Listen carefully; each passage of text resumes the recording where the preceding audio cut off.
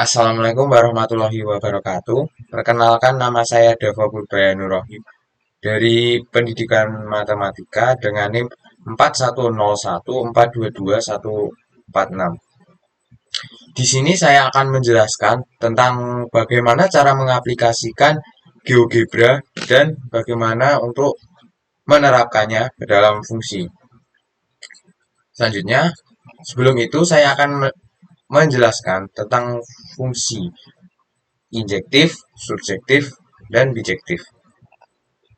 Fungsi injektif ialah suatu fungsi f yang memetakan A ke B dikatakan fungsi injektif jika dan hanya jika setiap x1, x2 elemen A, maka x1 tidak sama dengan x2, maka fx1 tidak sama dengan fx2.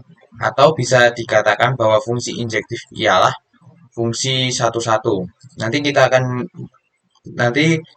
belajar bersama di GeoGebra-nya.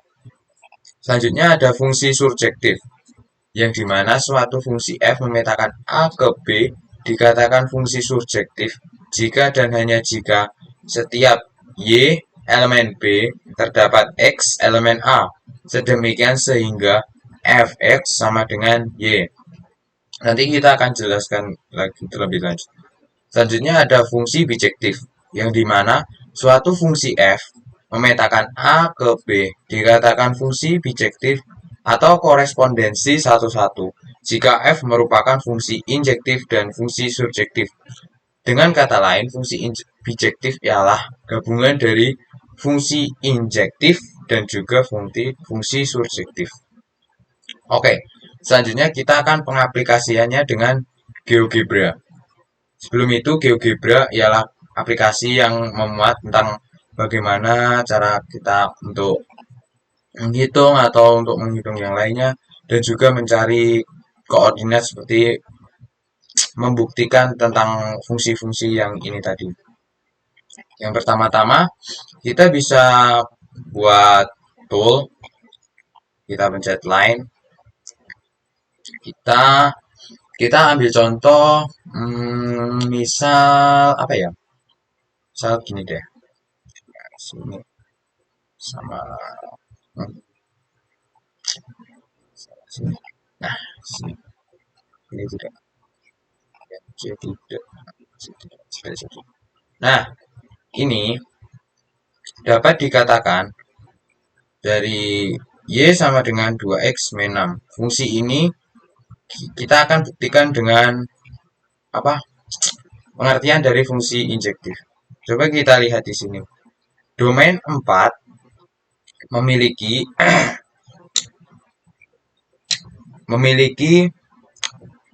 pasangan di 2. Domain 4 memiliki pasangan di 2. Begitu juga dengan 6 memiliki pasangan di 6. Maka fungsi ini bisa dibilang fungsi satu-satu jika domainnya ini hanya tepat memiliki satu buah pasangan di kodomain. Ini. Jadi makin ke bawah ini 4 ini cuma memiliki pasangan ini, yang 6 ini cuma memiliki pasangan 6, ataupun yang lain itu pasti satu-satu. Nah, maka didapat fungsi ini merupakan adalah fungsi injektif. Selanjutnya, apakah fungsi ini bijektif? Nah, kita bisa lihat juga dari definisi yang tadi, surjektif, maksudnya fungsi surjektif. Apakah fungsi ini surjektif? Kita bisa lihat suatu fungsi f menyatakan A ke B dikatakan fungsi surjektif jika dan jika setiap y elemen B terdapat x elemen A, demikian sehingga fx sama dengan y. Yang dimana dari pengertian tadi, kodomain itu harus memiliki pasangan di domain. Jadi cara-caranya mau nggak mau kodomain itu harus memiliki pasangan. Entah itu pasangannya nanti 2 atau 1. Nah, bisa kita lihat bahwa di sini domainnya itu memiliki pasangan semua. Jadi memiliki pasangan, tidak ada yang tidak memiliki. Jadi fungsi ini merupakan fungsi insurjektif.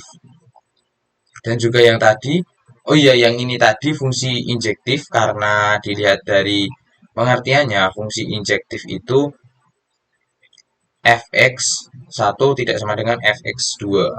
Kita bisa lihat di sini jika fx4 maka ya udah ini dong, tidak ada yang lain. Maka fungsi ini bisa dikatakan adalah fungsi bijektif karena fungsi ini memiliki termasuk dalam fungsi injektif dan juga surjektif. Selanjutnya kita bisa mencoba-coba yang lain. Misal gimana ya? Coba deh x kuadrat. Nah, ini enter. Nah, x sama dengan x kuadrat. Nah, kita bisa buktikan nih lagi nih dari definisi yang ada. Ini bentar.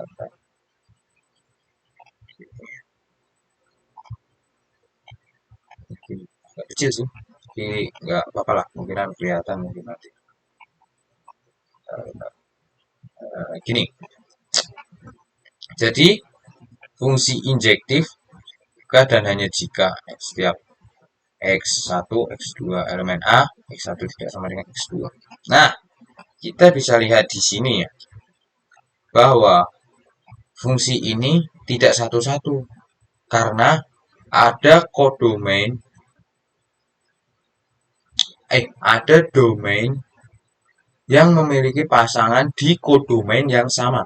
Misal nih, fx min 2 dengan fx min 2 f min 2 itu memiliki pasangan di 4, sedangkan f2 memiliki pasangan juga di 4. Maka kita lihat dari definisi bahwa fx1 tidak sama dengan fx2, tidak sama dengan, maka ini tadi merupakan sama dengan karena kodomainnya sama-sama 4. Jadi ini bukan dikatakan fungsi injektif. Jadi ini bukan termasuk fungsi injektif. Dari yang kita definisikan tadi bahwa fungsi injektif itu merupakan gabungan dari fungsi injektif dan fungsi surjektif. Berarti ini dari yang fungsi bijektif, jadi ini kita bisa katakan ini bukan fungsi bijektif juga karena syaratnya harus fungsi injektif, sedangkan ini tidak. Selanjutnya kita akan membuktikan apakah fungsi ini merupakan fungsi surjektif. Kita bisa lihat suatu fungsi f memetakan a ke b dikatakan fungsi surjektif jika dan hanya jika setiap y elemen b terdapat x elemen a, demikian sehingga fx sama dengan y. Nah, fungsi surjektif ini tadi bisa kita katakan bahwa kodomainnya itu harus memiliki pasangan. Kita lihat. Nah, ini. Nah, ini ke atas. Ke atas ini kodomainnya memiliki pasangan. Tapi tidak tepat satu. Tapi semuanya memiliki pasangan. Nah, itu. Maka fungsi ini merupakan fungsi surjektif. Maaf, fungsinya surjektif. Dari sini.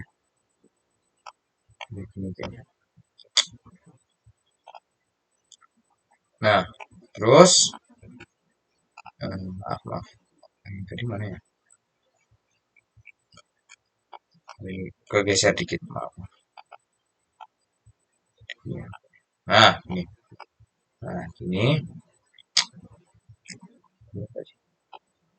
Sedikit. Gini. Nah, gini benar. 2x min 2 kayaknya. Nah, sekarang ini merupakan yang tadi. Coba kalau kita bikin fungsi yang lain, misal garis ini ke sini. Tek gini, terdapat fungsi. Nah, ini Y sama dengan 2. Y sama dengan 2 merupakan fungsi. Nah, ini apakah fungsi ini fungsi injektif?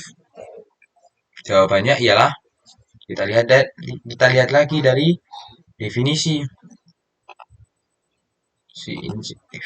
Nah, fx1 tidak sama dengan fx2. Kita masukkan fx1 ini kita hapus dulu deh. Atau dinaikin, bentar, dinaikin aja kita.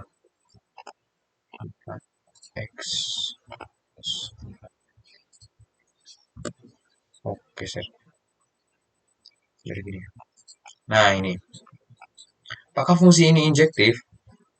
Kita bisa lihat.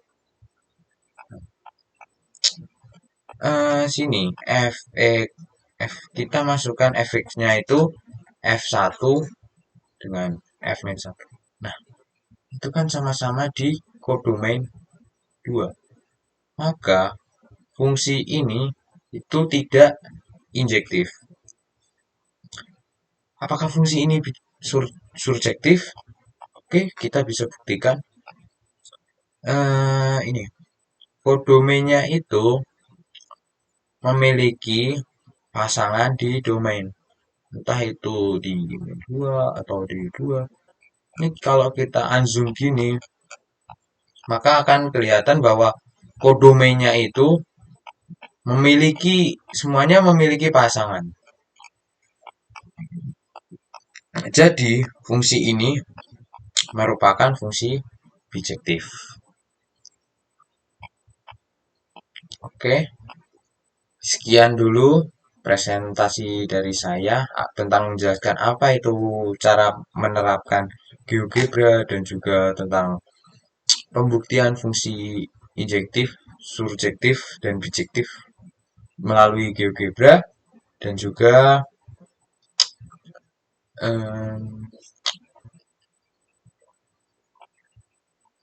bagaimana cara menggunakan GeoGebra. Itu yang bisa saya sampaikan. Kurang lebihnya mohon maaf. Wabillahi taufik wal hidayah. Wassalamualaikum warahmatullahi wabarakatuh.